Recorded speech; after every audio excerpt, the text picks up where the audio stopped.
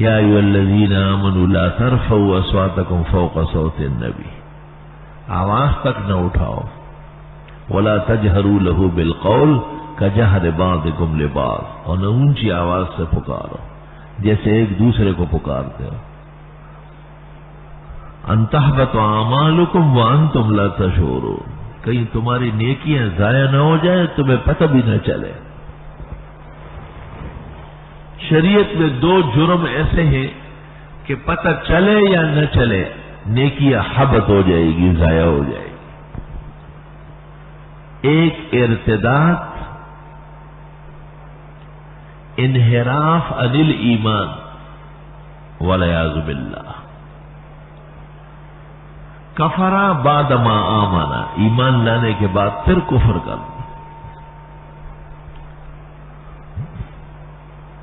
کفر کرنے کے لیے اعتقاد کی ضرورت نہیں ہے، کچھ کلمات شریعت نے مقرر کیا، اگر وہ صادر ہو گئے زبان سے کفر لازم ہو جائے گا، خاص کر وہ کلمات جو مسلمان نہیں کہہ سکتا ہے۔ کتاب ما یکفر بہ المرء وما لا یکفر بہ، فتاوی ہندیہ۔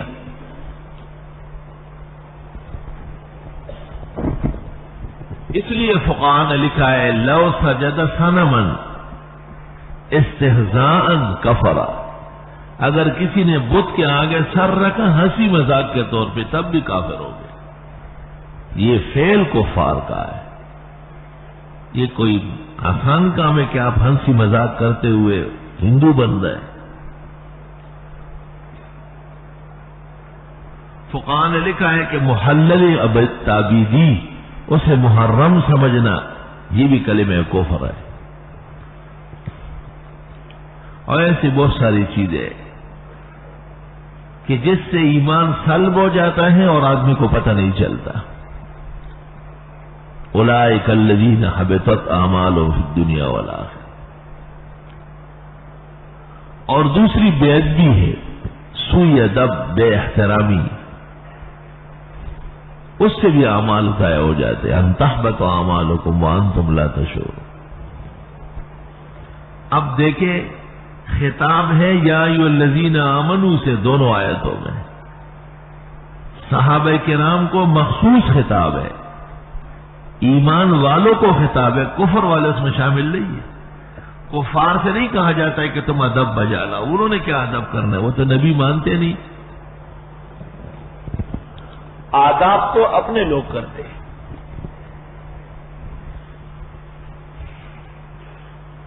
وہ کامل اور اکمل ابو بکر و عمر جیسے لوگ، ان کو کہا جاتا ہے کہ اگر آپ نے پیغمبر کے سامنے اونچی آواز سے بولا یا حضرت کو اپنے جیسے پکار لیا، ان تحبط اعمالکم، نیکیاں ضائع ہو جائے گی، وانتم لا تشعرون، اور تمہیں پتہ بھی نہیں چلے گا۔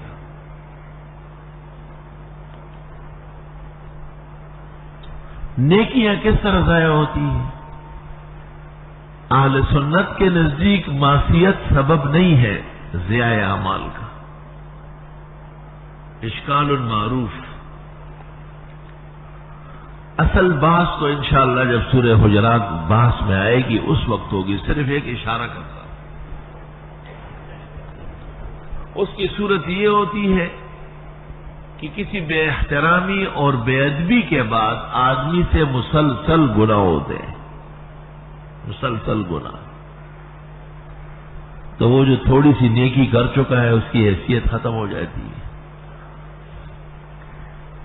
جیسے آپ نے ایک لوٹے میں جگ میں پانی ڈال کر اس میں ایک پاؤ چینی ڈالی اور پھر مسلسل اس میں پانی ڈال رہا ہے تو کچھ دیر بعد پتہ بھی نہیں چلے گا کہ چینی تھی یا نہیں، کلدم ہو جائے گی۔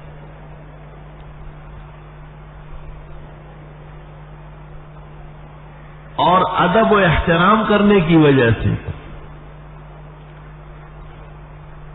توفیق بڑھ جاتی ہے۔ اس لیے با ادب ہمیشہ بانصیب رہتا ہے اور بے ادب ہمیشہ بد نصیب ہوتا ہے۔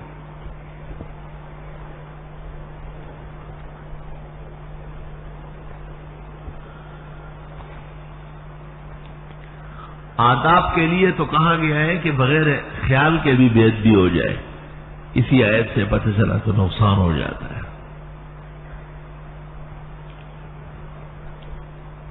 یہ منافقین جو نفاق پر رہے اور مرے، تو قاضی ثناء اللہ صاحب پانی پتی نے تفسیر مظہری میں لکھا ہے کہ ان کے دو طبقے تھے، ایک تھے بڑے باادب، اخیر میں جا کے ان کا ایمان راسخ ہو گیا۔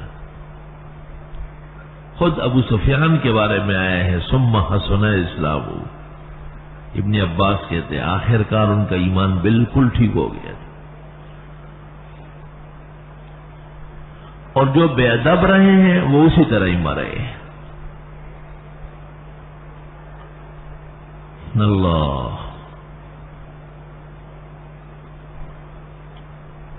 اس کی ایک مثال دیتا ہوں۔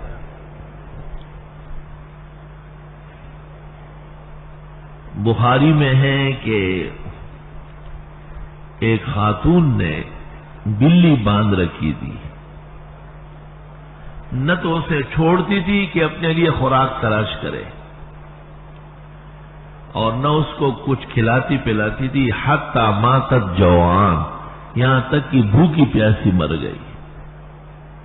فَأُدْخِلَتِ النَّارِ، تو یہ عورت اس گناہ کی وجہ سے جہنمی بن گئی۔ اب سوال یہ ہے کہ ایک بلی کے ناحق قتل سے ایک خاتون کا ایمان بھی سلب ہو گیا اور انجام بھی برباد ہو گیا۔ تو علماء لکھتے ہیں اس زیادتی اور ظلم کے بعد اس عورت کو ایمان کے اعمال کا موقع ہی نہیں ملا، توفیق سلب ہو گئے اور مسلسل خلافیات کرتی رہی۔ نتیجہ یہ نکلا کہ ذخیرہ ایمان و اعمال نہیں رہا اور کفر لاگو ہو گیا۔ آپ نے بعض لوگوں کو دیکھا ہوگا بہت زیادہ جری ہوتے ہیں، کوئی خوف نہیں ہوتا کلام میں، یہ خطرہ ہے کہ ایمان سلب ہو چکا ہے، ہر طرح کی بات زبان سے نکالتے ہیں۔ ایمان کے اس لیے اقرار باللسان تصدیق بالقلب دو مقتضا بتاتے ہیں کہ جس طرح دل میں صدق ہے زبان بھی اس کی پابندی کرے گی۔ زبان سے ہر قسم کا جملہ کہہ دینا یہ کافر کا کام ہو سکتا ہے، مومن کا نہیں۔ مومن کی زبان تو اقرار کر چکی ہے، وہ تو پابندی کرے گی، جو باتیں کہنے کی ہیں وہ کہنی ہے، اور جو باتیں کہنی نہیں ہیں ان کو بالکل تلفظ نہیں کرنا ہے۔ وَمَا يَلْفِظُ مِنْ قَوْلٍ إِلَّا لَدَيْهِ رَقِيبٌ عَتِيدٌ، جو لفظ یہ منہ سے نکالتے ہیں تیار فرشتے بیٹھے فوراً لکھ لیتے ہیں۔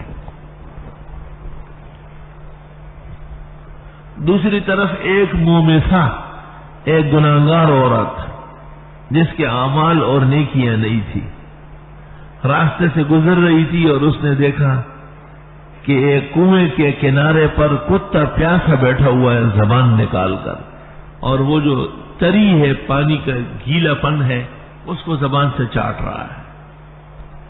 اس گناہگار اور مجرم عورت کو خیال ہوا منہ میں سا بہت گناہگار کہ یہ کتا تو پیاس سے مر رہا ہے، دیکھا تو کوئی انتظام نہیں ہے، تو اپنے دوپٹے کو پھاڑا، اس سے رسی بنائی اور اپنا بوٹ جو ہے اس سے بوکا بنایا، ڈھول بنایا، اس سے باندھا اور نیچے اتار کر کے ایک ایک گھونٹ پانی نکلتا تھا اس کے آگے ڈالتی، کتا سیراب ہو گیا۔ فشکر اللہ لہا، بخاری شریف میں ہے فشکر اللہ لہا، اللہ تعالیٰ نے اس کے عمل کا احترام کیا، فغفر لہا، معاف فرما دیا اسے، کیونکہ اس ایک نیکی کے بعد نیکیوں کا دروازہ کھل گیا۔ یہی وجہ ہے کہ کاملین اور بزرگوں سے لوگ صحبت کرتے ہیں تو نیک اعمال اپنانے میں سہولت ہو جاتی ہے،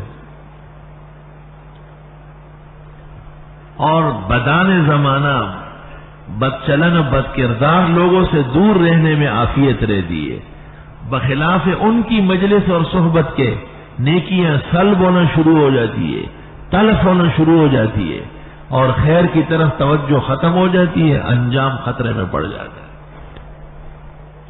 ان تحبط اعمالکم وانتم لا تشعرون۔